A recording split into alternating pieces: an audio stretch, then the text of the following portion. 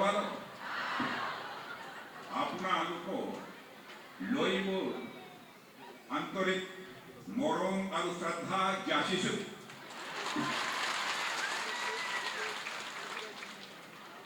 मेरे भाइयों असमिया तो मैं बोल नहीं सकता हूं, लेकिन यदि कोई असमिया बोलता है तो थोड़ा थोड़ा मैं समझता हूं। जहां तक असम का प्रश्न है, यह असम आदिशक्ति मां कामाख्या की धरती है। मेरे घर यह श्रीमंत शंकर देव की भूमि है।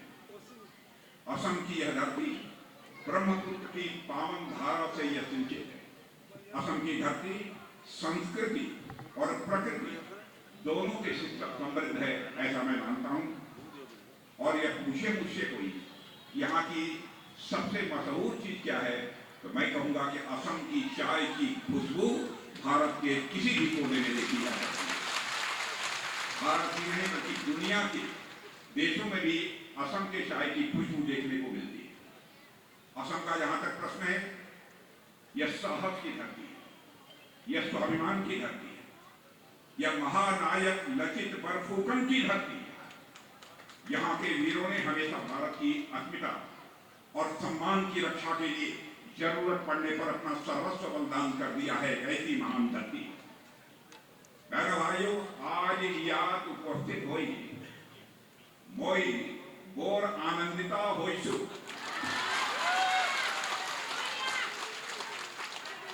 और आप सभी का उत्साह, आप सभी का जज्बा, आप सभी का जोश देखकर मैं पूरी तरह से आश्वस्त हो गया हूं। अब यहां पर भारतीय जनता पार्टी और एनडीए को जीतने से दुनिया की कोई ताकत रोक नहीं सकती। असम के लोगों ने मन बना लिया, आको ये बार बीजेपी सरकार। मेरे बहनों भाइयों, भाजपा की प्रतिज्ञा है, भाजपा का संकल्प है, हर कीमत पर असम की संस्कृति और पहचान यह सुरक्षित रहनी चाहिए और असम के लोगों का सम्मान हो, यहां का विकास हो। और इसी संकल्प के साथ आज डबल इंजन की सरकार हेमंत बिश्व शर्मा के नेतृत्व में असम में काम कर रही है। और मैं कह सकता हूं, जब से हमारी भारतीय जनता पार्टी की सरकार पिछले 10 वर्षों में इस असम में बनी है, बहनों भाइयों, भारत के अंदर असम को एक नई पहचान मिली।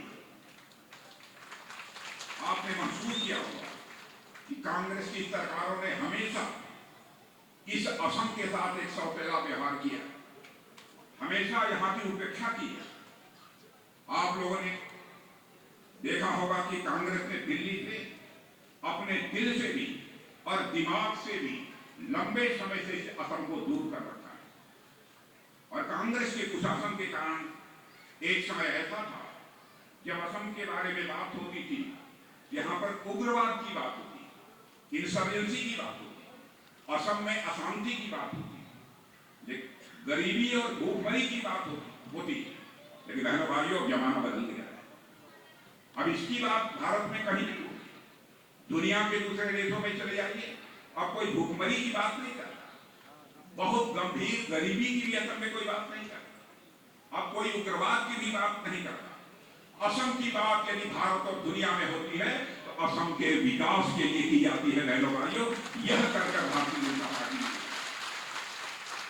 कांग्रेस की सरकारों के बारे में आप जानते हैं, बॉर्डर एरिया के जो गांव होते थे, उनको यह कहते थे यह अंतिम गांव, यह हमारे देश के अंतिम गांव। लेकिन हम लोगों की सोच देखिए, हम लोगों ने कहा कि बॉर्डर के पास रहने वाले गांव ये हमारे भारत के अंतिम गांव नहीं हो सकते, ये भारत के पहले गांव हैं। मेरे बहनों भाइयों, पहले गांव। इसलिए विकास का जब प्रश्न आता है तो बॉर्डर की सीमा पर रहने वाले लोगों को प्राथमिकता दी जानी चाहिए। और असम की उपेक्षा का यहां तक प्रश्न है, भारत की आजादी के साथ ही मैं मानता हूं असम की भी उपेक्षा जिन सरकारों ने काम किया आज के 10 साल पहले उन्होंने बराबर किया। और मैं याद दिलाना चाहता हूं कि 1953 जब असम की धरती से तेल निकला, असमवासियों को यह उम्मीद थी कि अब इससे असम में नया रोजगार पैदा होगा, असम धनवान राज्य बन जाएगा। लेकिन मैं कह सकता हूं, दुख के साथ मुझे कहना पड़ता है, कांग्रेस की सरकारों ने असम वासियों के हक को मारा है। यहां रिफाइनरी तक नहीं लगने दी। लगातार संघर्ष के बाद 1961 में जाकर 1961 में जाकर एक रिफाइनरी मिली, लेकिन बहनों भाइयों तब तक काफी देर हो चुकी है। बहनों भाइयों, असम और नॉर्थ ईस्ट के विकास को नई दिशा और नई ऊर्जा देने का काम पहली बार किसी ने गंभीरता से किया है। हमारे पूर्व प्रधानमंत्री तब थे, ये अटल बिहारी वाजपेयी ने किया। उन्होंने नॉर्थ ईस्टर्न रीजन के विकास के लिए, आपको जानकारी होगी, पहली बार आजाद भारत में नॉर्थ ईस्ट के विकास के लिए अलग से मिनिस्ट्री बनाने का काम किसी ने किया, तो हमारे सभ्य अटल बिहारी वाजपेयी ने किया, ताकि इस असम का तेजी के साथ विकास हो। और आज हमारे प्रधानमंत्री मोदी, विकास का जब प्रश्न आता है, सर्वाधिक प्राथमिकता यदि किसी को दी है तो पहला भाइयों नॉर्थ ईस्ट को दी। और हर मंत्री को उन्होंने आदेश दे रखा है कि आप लोगों को प्रतिवर्ष हर मंत्री को नॉर्थ ईस्ट में कम से कम 3-4 दौरे प्रतिवर्ष उनके लगने चाहिए, और वहां पर जाकर अपने विकास के कार्यों की बस समीक्षा करें और देखें कि नॉर्थ ईस्ट में विकास के मामले में कहीं पर कोई लापरवाही तो नहीं हो रही।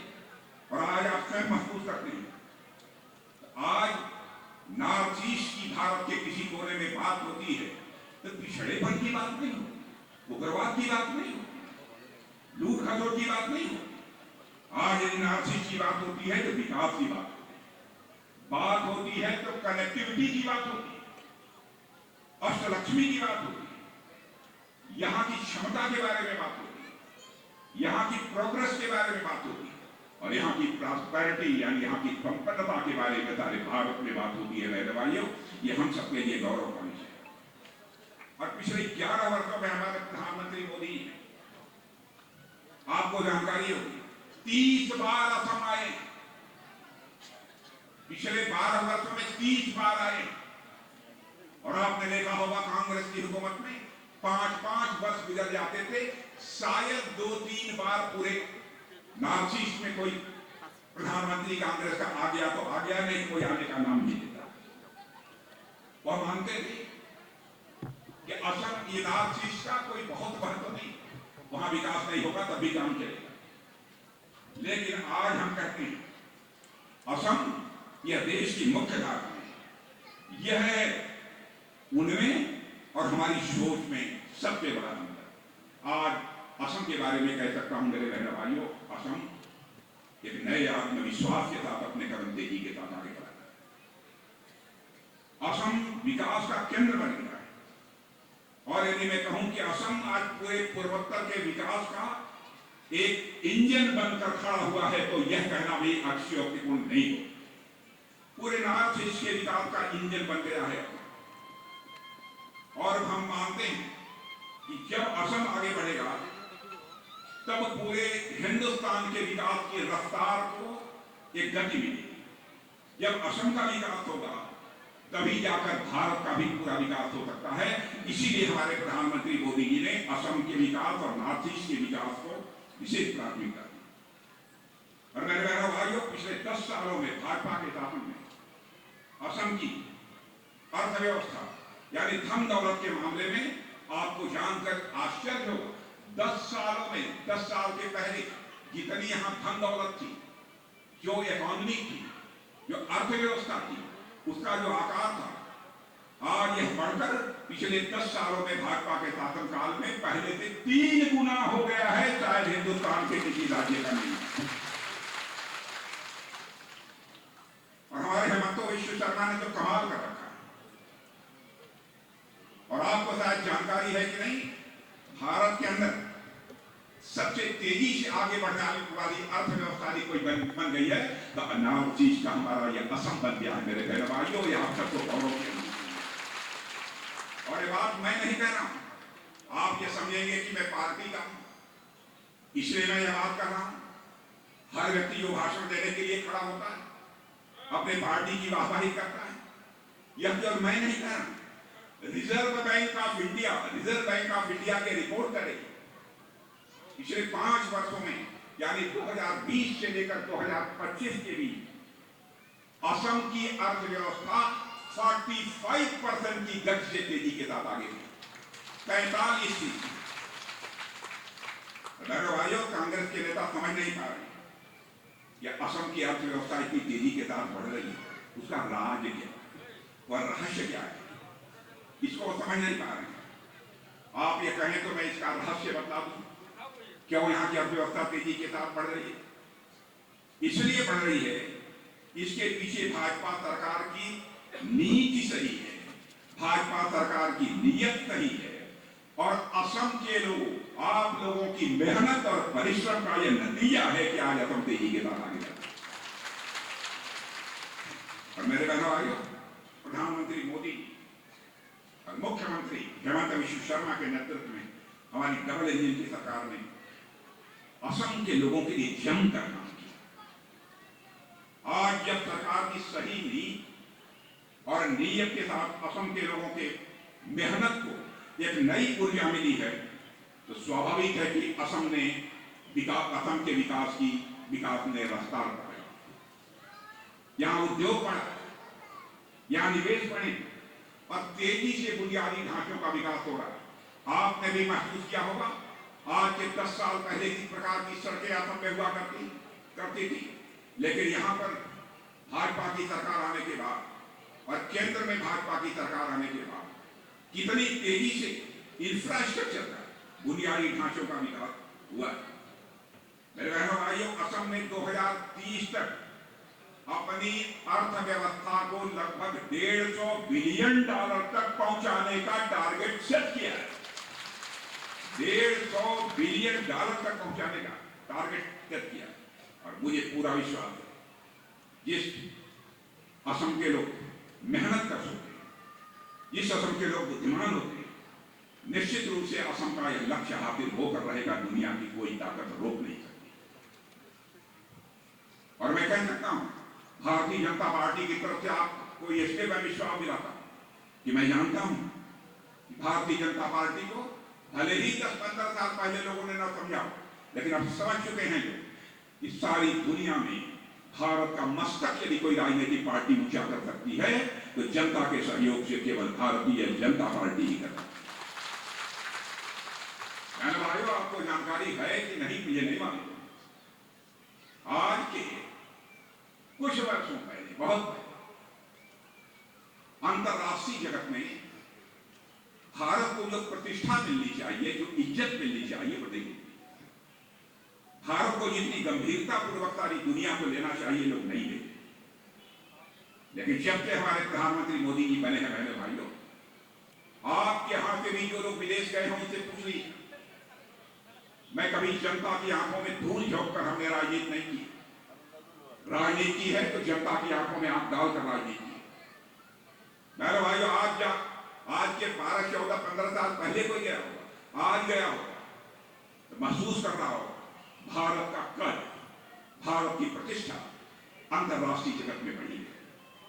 पहले भारत अंतरराष्ट्रीय मंचों पर कुछ बोलता था तो भारत की बातों को जिस गंभीरता पूर्वक लिया जाना चाहिए नहीं लिया जाता था, लेकिन आज भारत अंतरराष्ट्रीय मंचों पर बोलता है तो सारी दुनिया कान खोलकर सुनती है भारत बोल क्या रहा है। यह भारत की हैसियत है। चाहे वह चिकित्सा का क्षेत्र, चाहे वह शिक्षा का क्षेत्र, चाहे इंफ्रास्ट्रक्चर का, चाहे वह इंडस्ट्री का, असम हर क्षेत्र में अभूतपूर्व वृद्धि कर रहा है। यहां एम्स और IIM जैसे संस्थान बन रहे हैं, कभी सोचा नहीं होगा लोगों ने। क्या ऐसी कोई सरकार आ जाएगी कि यह सब सारे बड़े बड़े संस्थान यहां पर बनाएगी? मेरे बहनों भाइयों, हमारी सरकार ने 2035 तक असम के कई हजार स्कूलों को आधुनिक ड्रीम हब में विकसित करने का निर्णय ले लिया। और मैं आपको यकीन दिलाना चाहता हूं, आपके बच्चों को पहले से और बेहतर शिक्षा यहां मिलेगी कि असम की धरती पर मिलेगी, दुनिया के दूसरे देश में आपको नहीं जाना। विकास किसे कहते हैं, इसे देखना हो। मैं आपके सामने एक आंकड़ा रख रहा हूं।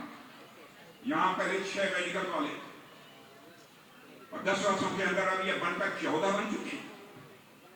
और आपको जानकर खुशी हो गई, 14 बन गए, 14 बन गए, 10 और बनने वाले हैं।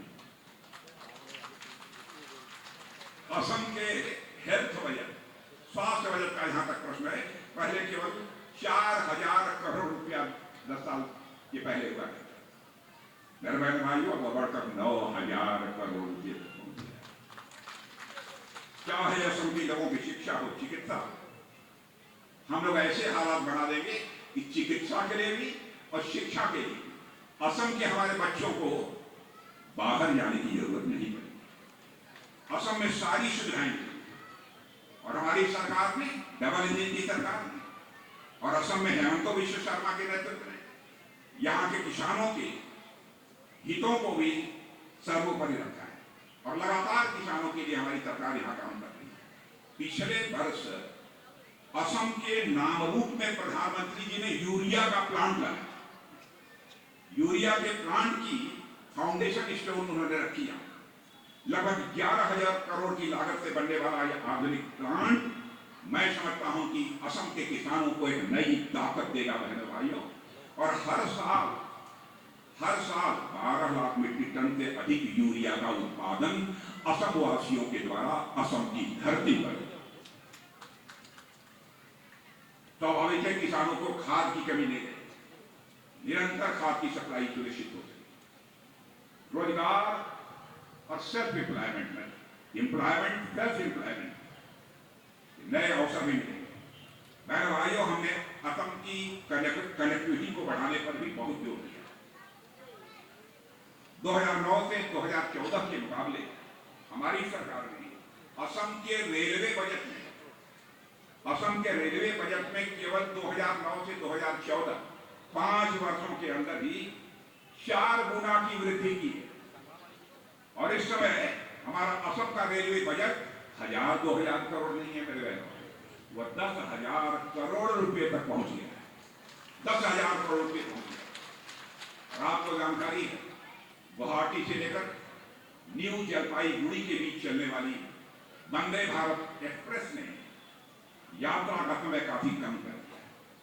मेरे बहनों भाइयों, नॉर्थ ईस्ट को शिलांग से हाई स्पीड कॉरिडोर भी मिलने वाला है, मैं आज आपको बताकर जाना चाहता हूं।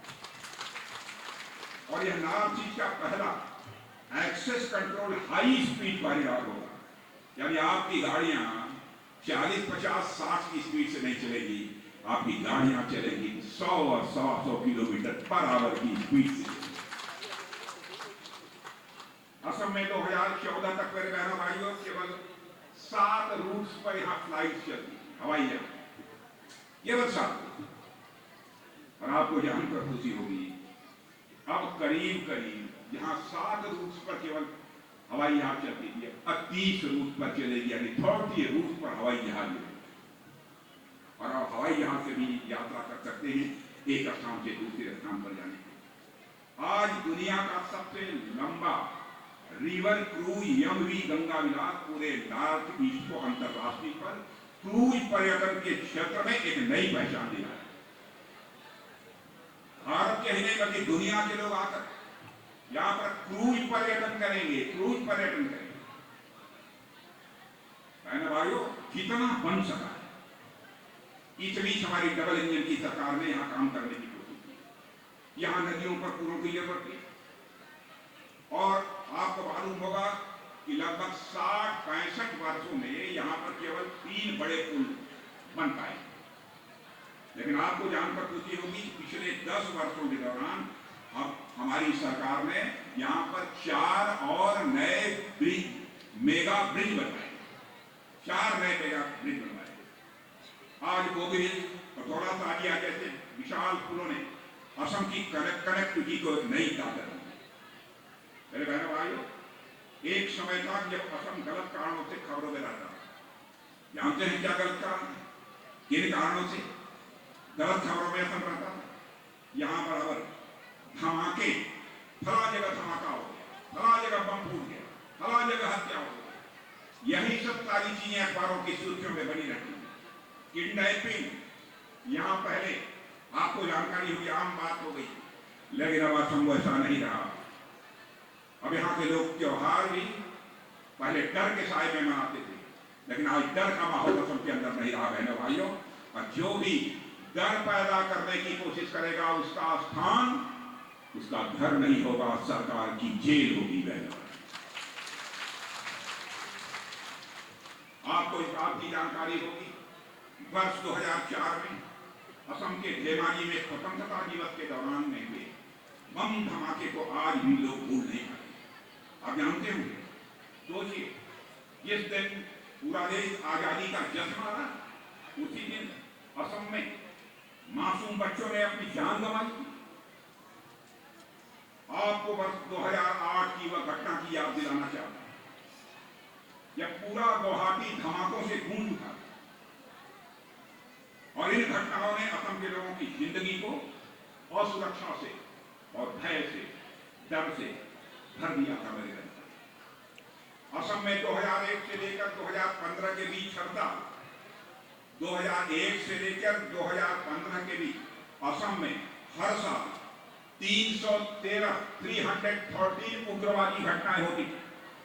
मैं अपने प्रेस के दोस्तों से भी कहना चाहता हूं, मेरी कोई बात यदि गलत हो वो अखबार के पन्नों पर लिख दें, क्योंकि जिंदगी में हमने राजनीति की है तो जनता की आंखों में धूल झोंक कर राजनीति नहीं की है, जनता की आंखों में आंख मिलाकर राजनीति की है बहनों भाइयों। इसलिए नहीं करता। उस समय 2001 से लेकर 2015 तक इस असम में कांग्रेस का राज था, लेकिन आज असम बदल रहा है। आज असम में शांति, विश्वास और विकास के रास्ते पर हमारा असम तेजी के साथ आगे बढ़ता है। जो राज्य कभी उग्रवाद की सुर्खियों में रहता था, आज जो है ना, यहाँ पर इन्वेस्टमेंट समिट करा रहा है, यानी भारत और दुनिया के देशों से लोगों को बुलाकर मीटिंग कर रहा है, सम्मेलन कर रहा है यह असम, और कहता आओ यहां पर अपनी पूंजी लगाओ, हम तुमको सारी सुविधा मुहैया कराएंगे। और बहनों भाइयों, मैं अपने मुख्यमंत्री यहाँ के हेमंत बिश्व शर्मा को इसके लिए बधाई देना चाहता हूँ। मैं भी उत्तर प्रदेश का मुख्यमंत्री रह चुका हूँ, मैं जानता हूँ कैसे काम होता है। हेमंत बिश्व शर्मा ने करिश्मा किया है बहनों भाइयों, और यदि आप आशीर्वाद देना चाहते हैं तो हाथ उठाकर एक बार हेमंत बिश्व शर्मा को अपना आशीर्वाद दे दिए। तालियां बजाकर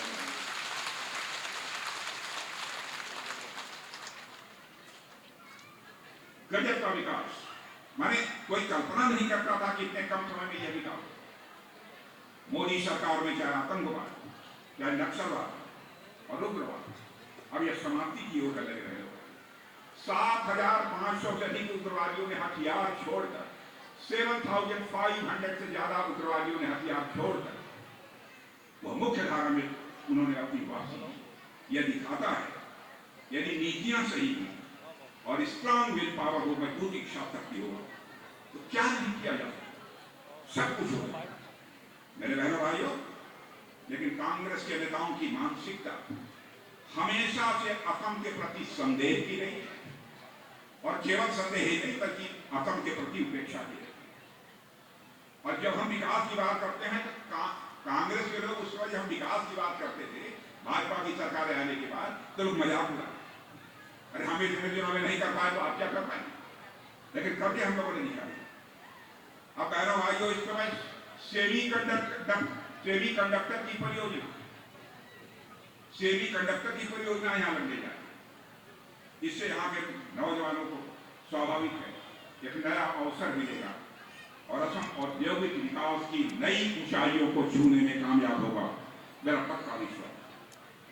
लेकिन आज असम तेजी से आगे बढ़ रहा है मेरे बहन भाइयों।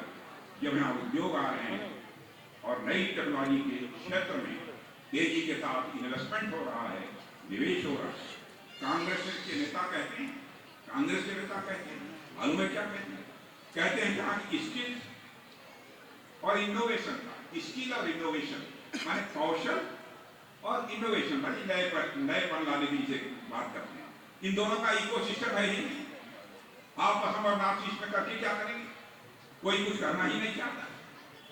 आप ये कहेंगे कि आप क्यों ऐसी बात कर रहे हैं? मैं आपको उदाहरण देना चाहता हूं। कांग्रेस के जो अखिल भारतीय अध्यक्ष हैं उन्हीं के एक लड़के हैं प्रियांक खड़गे। प्रियांक खड़गे उन्हीं के लड़के। उन्होंने जो अंग्रेजी में कहा, कर्नाटक के रहने वाले हैं, मैं अंग्रेजी ही आपको बता देता हूं, कुछ लोग अंग्रेजी समझेंगे कुछ लोग नहीं समझेंगे। उन्होंने कहा why are semiconductor industry going to Assam and Gujarat, यानी सेमीकंडक्टर इंडस्ट्री असम और गुजरात क्यों जा रही है? What is there in Assam, what is there in Gujarat, is there any talent? Gujarat में है क्या, गुजरात में असम में है क्या? क्या वहां टैलेंट है, क्या वहां प्रतिभा है? क्यों यह सब सारी इंडस्ट्री वहां पर जा रही है? क्या बहनों भाइयों आपको नहीं लगता है कि असम के नौजवानों का यह अपमान है? यहां रिकॉर्ड है। क्या यह असम के नौजवानों को छोटा दिखाने की कोशिश नहीं है? क्या हमारे असम और नॉर्थ ईस्ट के टैलेंट प्रतिभा पर या सवालिया निशान लगाने की उनकी तरफ से कोशिश नहीं की जा रही? और बहनों भाइयों, ठेठ भाषा में नहीं कहना हो, मैं कहूंगा कि यह कहकर कांग्रेस ने अब यहाँ की क्षमता, यहाँ के नौजवानों की क्षमता, यहाँ के नौजवानों की प्रतिभा, यहाँ के नौजवानों की कैपेबिलिटी और टैलेंट वो एक प्रकार से उन्होंने एब्यूज किया है, गाली देने का। इसलिए मैं कहता हूं बहनों भाइयों, इस चुनाव में उन्हें माफ नहीं किया जाना चाहिए। फिर से यही अपील करने के लिए आपको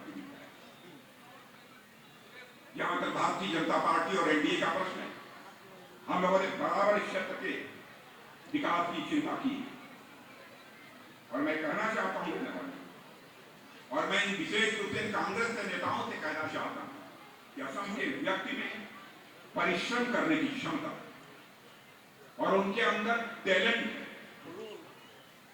समझने की कोशिश करो, लेकिन कांग्रेस के दोस्त इसके लिए तैयार नहीं। आप शायद देख रहे हैं तो शायद आप समझ भी आप इनके बारे में अच्छा नहीं बोल सकते मेरे कांग्रेस के दोस्तों।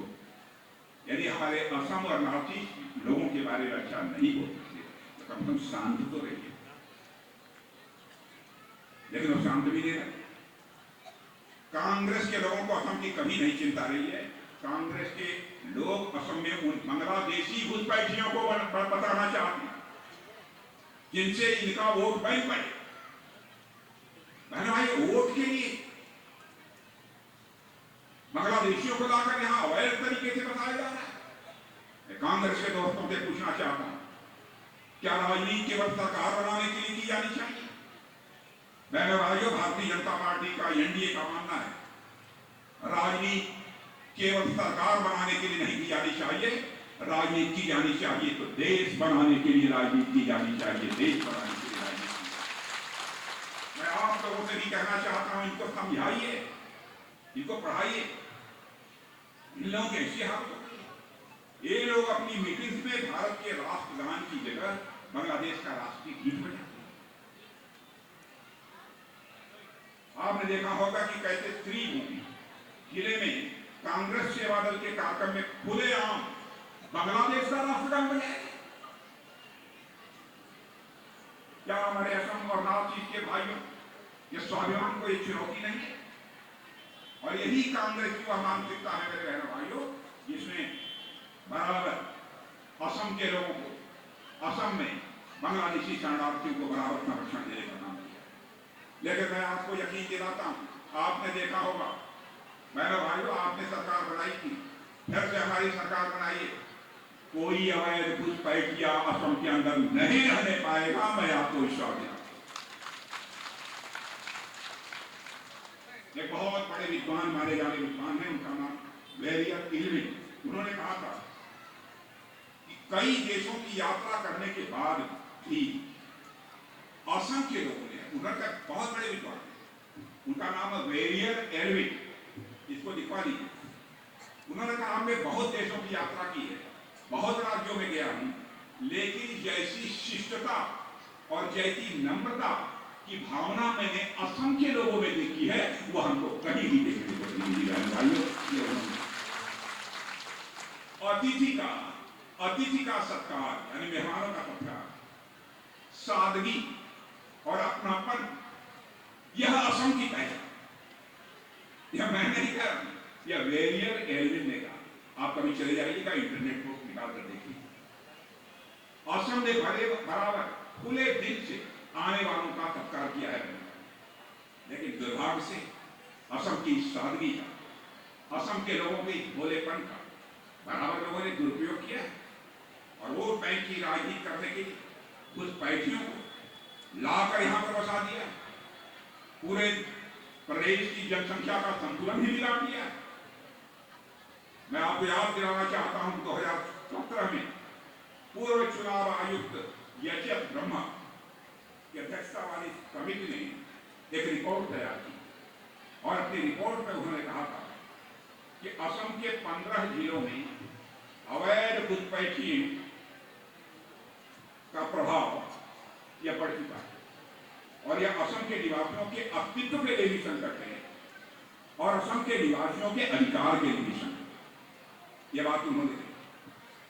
अब आप कल्पना कीजिए, जब किसी राज्य की जनसंख्या का संतुलन या डेमोक्रेसी बदल दी जाए तो स्वाभाविक है उसकी संस्कृति समाप्त हो जाएगी, उसकी जमीन चली जाएगी, उसकी पहचान समाप्त हो जाएगी।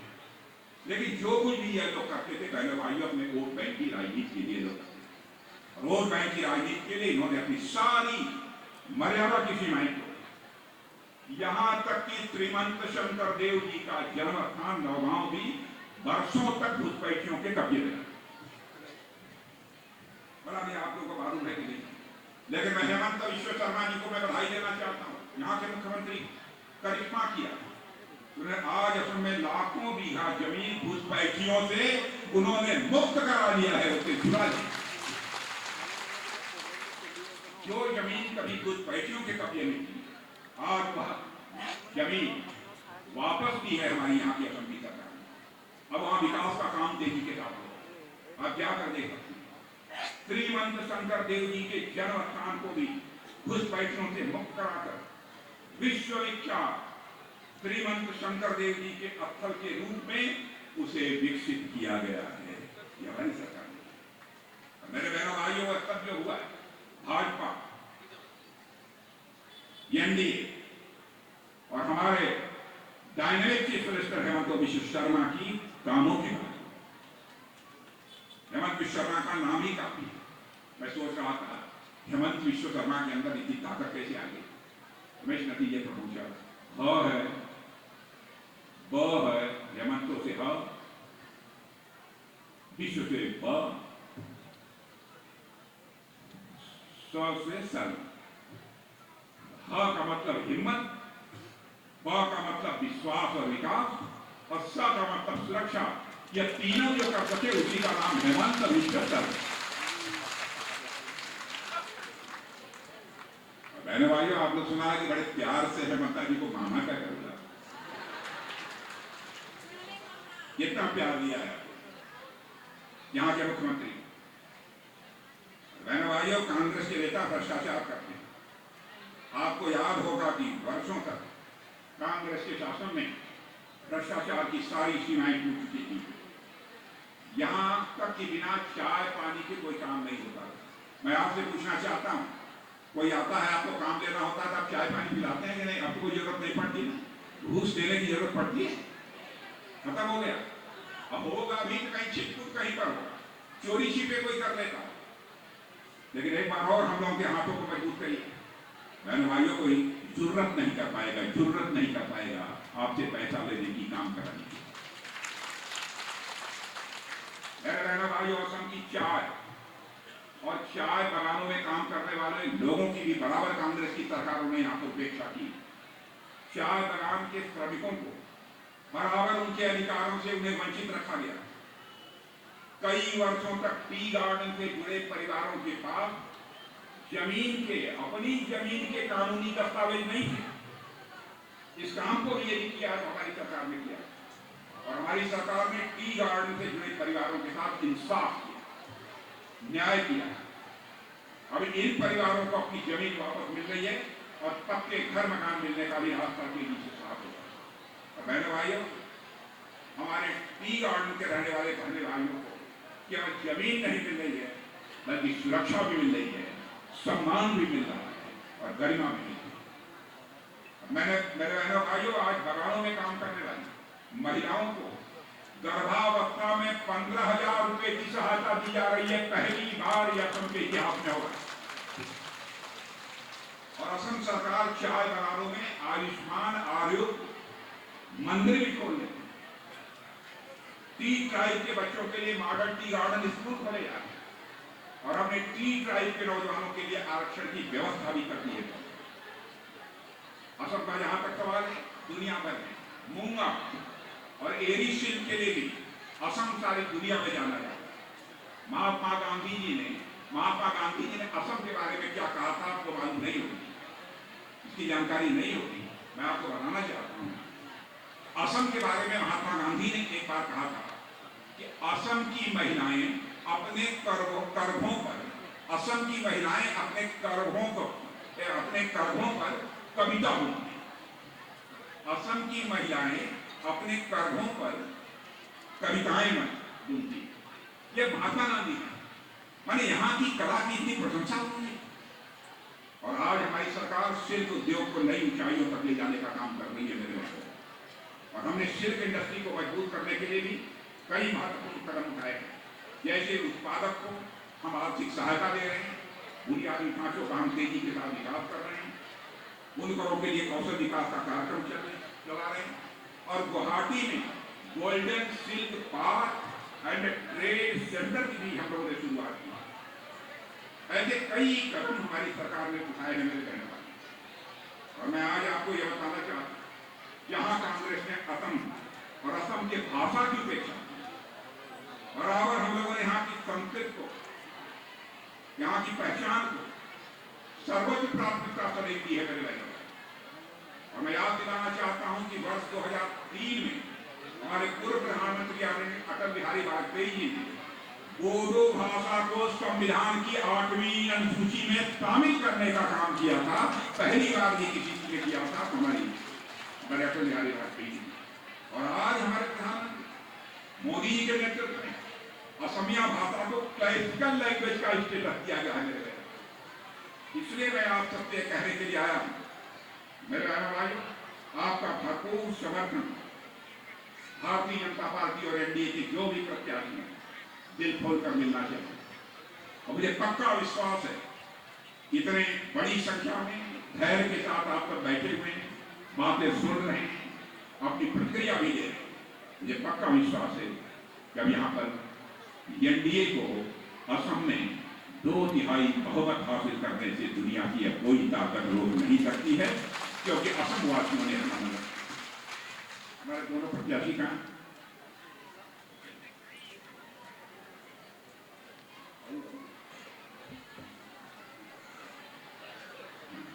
ये हमारे एक प्रत्याशी पृथ्वीराज जी,